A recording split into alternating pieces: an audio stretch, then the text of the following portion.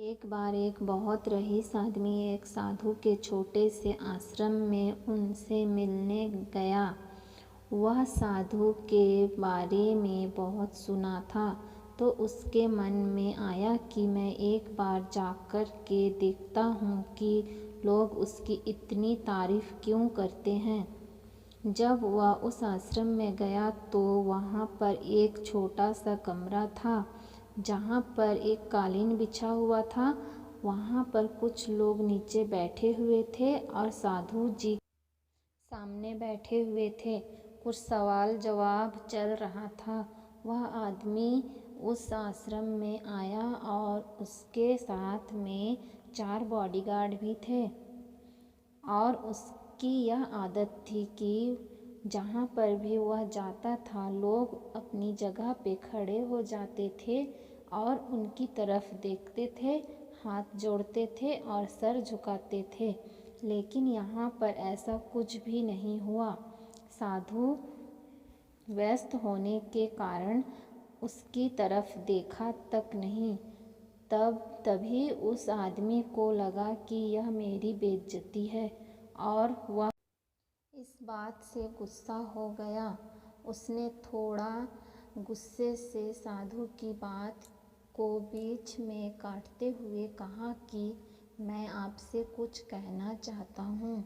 साधु ने उसकी तरफ देखा और बोला, आप थोड़ी देर रुकिए, पहले मैं इनके सवाल का जवाब दे दूँ, उसके बाद मैं आपसे बात करता हूँ।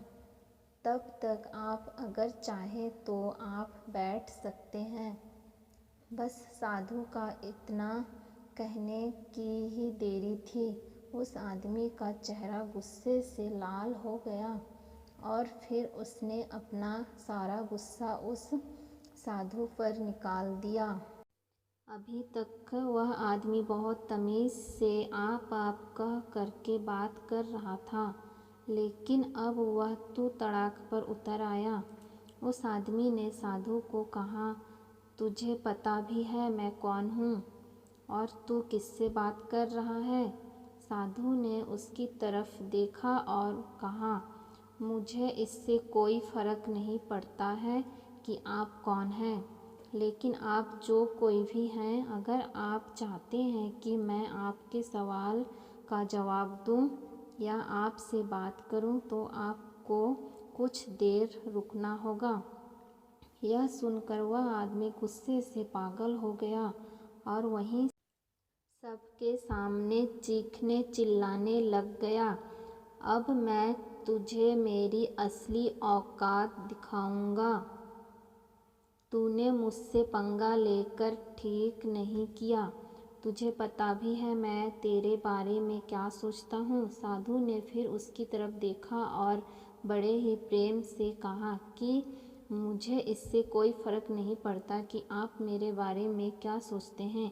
आप जो चाहे वह मेरे बारे में सोच सकते हैं।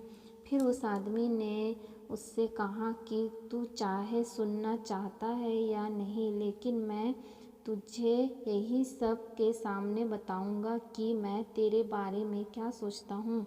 तू कोई साधु नहीं है, तू एक बहुत ही घटिया इंसान है, तू एक ढोंगी है, पाखंडी है और यहाँ पर जितने भी लोग बैठे हैं उन सबको बेवकूफ़ बना रहा है।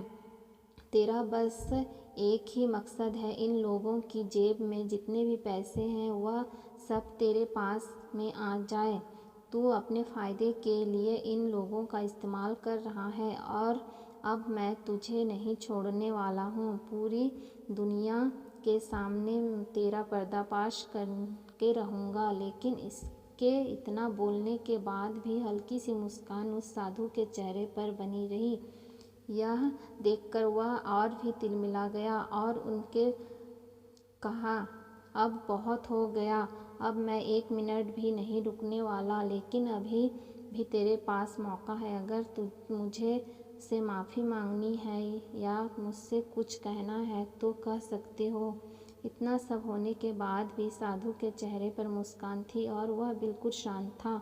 और फिर उन्होंने अपनी आंखें बंद करी और फिर साधु ने अपनी आंखें खोली, हाथ जोड़े और कहा कि मुझे आपसे कोई गिला शिकवा नहीं है। आपके लिए मेरे मन में कोई गलत ख्याल नहीं है। जो भी मेरे बारे में आपने कहा वह आपकी अपनी सोच थी और मुझे आप में कोई भी बुराई नज़र नहीं आती है। मुझे आप बहुत ही भले इंसान लग रहे हैं। और साधु के इतना कहते ही उस आदमी का दिमाग 7वें आसमान पर पहुंच गया। उसके चेहरे पर एक अजीब सी खुशी थी, क्योंकि उस साधु ने वही कहा जो बाकी सब लोग उस आदमी को कहते हैं, और वह खुशी खुशी उस आश्रम से अपने घर की तरफ चला गया और जाकर अपने पिताजी के साथ में बैठ गया। उसके पिताजी ध्यान में थे। उन्होंने पूरी ज़िंदगी सिर्फ लोगों की सेवा करी और बदले में कुछ भी उम्मीद नहीं किया। तो थोड़ी देर बाद जब उन्होंने अपनी आंखें खोली और देखा अपने बेटे को अपने पास बैठे हुए, तो उनके बेटे के चेहरे पर आज एक अजीब सी खुशी थी जो आज से पहले उन्होंने कभी नहीं देखी थी। फिर उसने एक एक करके सब कुछ बताया कि आज क्या हुआ, किस तरह से वह आश्रम गया और वहाँ पर क्या हुआ, उसने क्या कहा और साधु जी ने क्या कहा। जब उसके पिताजी ने पूरी बात सुनी तो थोड़ा सा मुस्कुराए और अपने बेटे को देख करके बोले कि उन्होंने तुम्हारी तारीफ नहीं करी, क्योंकि उन्होंने वह नहीं कहा कि जो तुम हो, उन्होंने वह कहा कि जो वह खुद हैं। और तुमने जो भी कुछ उनको कहा वह नहीं कह कि जो वह है, बल्कि तुमने वह कहा जो तुम खुद हो। यही बात वेदों में भी कही गई है, यथा दृष्टि तथा सृष्टि।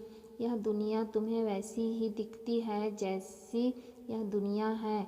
दुनिया वैसी दिखती है तुम्हें जैसे तुम खुद हो। जिसकी नज़र जैसी है उसके लिए यह दुनिया वैसी ही है।